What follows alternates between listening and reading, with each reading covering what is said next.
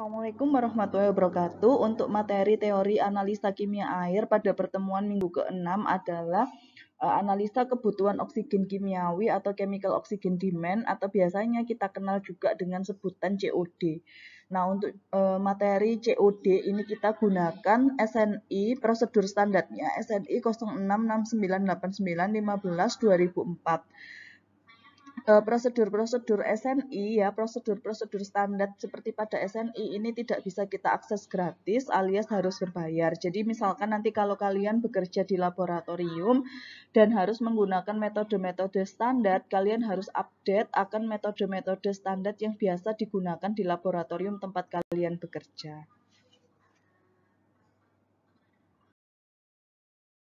Kemudian ini apa yang dimaksud kebutuhan oksigen kimia atau chemical oxygen demand adalah parameter banyaknya oksigen yang diperlukan untuk mengoksidasi secara kimia suatu sampel air. Nilai COD digunakan untuk ukuran tingkat pencemaran bahan organik di dalam suatu perairan.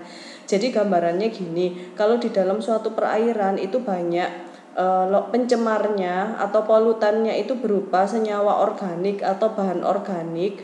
Kemudian bahan organik ini biar dia itu ramah lingkungan, dia kan akan mengalami oksidasi. Biasanya di alam itu dia akan mengalami oksidasi sendiri menggunakan oksigen ya, tentunya kalau oksidasi. Jadi banyaknya oksigen yang diperlukan untuk mengoksidasi bahan kimia organik di dalam suatu sampel air itu menunjukkan nilai COD-nya. Jadi kalau semakin banyak oksigen yang diperlukan untuk mengoksidasi bahan organik di dalam sampel air, berarti COD-nya kan semakin tinggi. Berarti artinya semakin banyak bahan kimia organik yang dioksidasi. Artinya semakin banyak bahan kimia organik, berarti kan perairan tersebut semakin tercemar. Berarti nilai COD tinggi menunjukkan bahwa banyaknya polutan bahan organik yang ada di dalam sampel tersebut. Artinya airnya itu semakin kotor ya. Kemudian COD tinggi berarti semakin tinggi tingkat pencemaran bahan organik di perairan tersebut. Untuk prinsip pengujiannya atau dasar analisisnya, yang pertama, larutan sampel air yang mengandung bahan kimia organik di dalamnya itu ditambahkan dengan oksidator kuat yaitu kalium dikromat, kemudian direfleks selama 2 jam. Banyaknya dikromat yang diperlukan untuk mengoksidasi setara dengan banyaknya bahan organik yang ada di dalam sampel airnya kalian. Jadi COD ini gampangannya digunakan untuk menentukan juga banyaknya bahan organik yang ada di dalam sampel air itu. Kemudian ini tadi zat organik yang telah ditambahkan sama kalium dikromat itu kan direfleks selama 2 jam. Pada hasil akhirnya itu dia akan diambil filtratnya, hasil refleks ya, dari hasil refleks itu diambil filtratnya, kemudian dititrasi dengan menggunakan ferroamonium sulfat. Nah, banyaknya kalium bikromat yang tidak bereaksi itu kan setara dengan banyaknya amonium sulfat. Jadi nanti ada perhitungannya sendiri. Ini titrasinya termasuk titrasi tidak langsung. Ini alat dan bahannya: seperangkat alat refleks, hot plate, labu ukur, buret, pipet volume, Erlenmeyer, neraca analitik ya.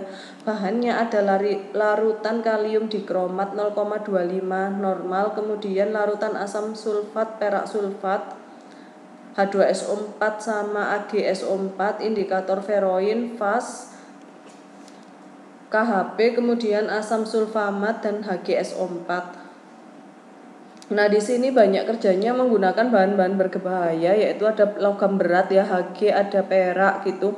Kemudian ini harus hati-hati kerjanya pakai handscoon. Nah, persiapan dan pengawetan sampel. Nah, samplingnya gimana? Samplingnya ini kalau untuk COD dapat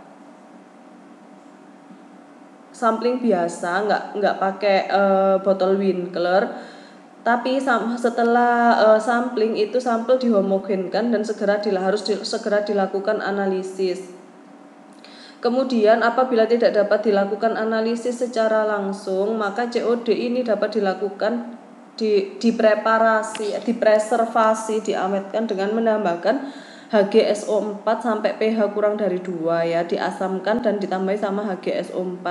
Kemudian sampel disimpan pada suhu 4 derajat Celcius dan bisa dianalisis dalam kurun waktu 7 hari. Kalau lebih dari itu berarti kalian harus sampling lagi. Prosedur analisisnya, yang pertama sampel yang sudah kalian ambil itu diambil 10 ml, kemudian dimasukkan di Erlenmeyer 250 ml, kemudian ditambahkan 0,2 gram serbuk Hg SO4 dan batu didih. Ya berarti kan masih ingat nggak serangkaian alat reflux itu seperti apa? Di kimia organik kan sudah diajarkan ya. Kemudian ini nanti setelah itu ditambahkan 5 ml larutan kalium bikromat 0,25 N. Nah ini 5 ml larutan kalium bikromat itu kalian tulis sebagai volume bikromat awal atau volume larutan bikromat mula-mula. Kan nanti hasil titrasinya dengan indikator dengan baku sekundernya fast itu kan baku sekunder fast itu kan menunjukkan jumlah kalium bikromat yang tidak bereaksi. Berarti untuk mencari kalium bikromat yang bereaksi itu kan jumlah kalium bikromat mula-mula dikurangi dengan jumlah volume kalium bikromat yang tidak bereaksi pada hasil titrasi itu, dari hasil titrasi gitu. Kemudian setelah ditambah kalium bikromat ditambahkan dengan 15 ml reaksi asam sulfat perak sulfat, ini sudah campuran sambil didinginkan dalam pendingin air. Jadi pas meracik bahannya sebelum direflux itu kalian masukkan di pendingin air dulu, karena ini bahannya kan ada H2SO4 itu kan panas ya. Jadi agar tidak untuk menghindari reaksi yang tidak diinginkan itu dia direndam di dalam air dulu. Pencampurannya dimasukkan di penangas air, pendingin air. Kemudian setelah semuanya tercampur, kalian hubungkan dengan pendingin Liebig atau reflux, kemudian dididihkan di atas hot plate selama 2 jam. Nah ini praktikumnya agak lama, jadi kerjanya harus cepat. Kalau sudah selama 2 jam, maka labu alas bulatnya itu didinginkan dan dicuci pada bagian dalam pendingin dengan air suling hingga volumenya menjadi kurang lebih 70 ml. Jadi setelah refluxnya diberhentikan, itu ke dalam labu alas bulatnya itu kalian tambahi air suling yang volumenya totalnya kurang lebih 70 ml. Jadi itu kalian hitung tadi penambahan kan 10 ml tambah 0,2 gram tambah 5 ml tambah 15 ml reaksi. Nah ini totalnya kan kurang lebih 30 ml. Berarti yang ditambahkan aquades itu ditambahkan aquades 30 ml lagi agar totalnya itu kurang lebih 70 ml gitu. Kemudian setelah dingin yang hasil refluxnya kalian itu kalian tambahin indikator feroin dan dititrasi dengan larutan ferroamonium sulfat 0,1 N sampai warna merah kecoklatan. Kemudian catat volume fast yang dibutuhkan. Nah, untuk analisa COD ini kalian harus melakukan juga pada air suling. Air suling ini berperan sebagai baku pembandingnya atau belangkonya. Jadi dibandingkan kalau di air suling sama di air sampelnya kalian itu nanti lebih banyak mana nilai COD-nya, lebih besar mana.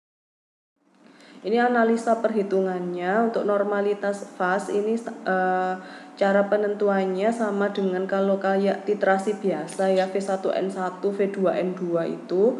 Kemudian yang bawah penentuan nilai KOK atau kebutuhan oksigen kimia atau COD dalam ppm miligram per liter O2. Nah di situ A-B, A itu volume larutan fast yang dibutuhkan untuk blanko. Ya berarti dari yang punyanya hasil titrasinya air itu berapa dikurangi BB itu volume larutan fast yang dibutuhkan sampel, berarti yang untuk titrasi sampel itu berapa, kemudian dikalikan N kali 8000 per mililiter sampel dikurangi mililiter uji. Sampelnya kalian itu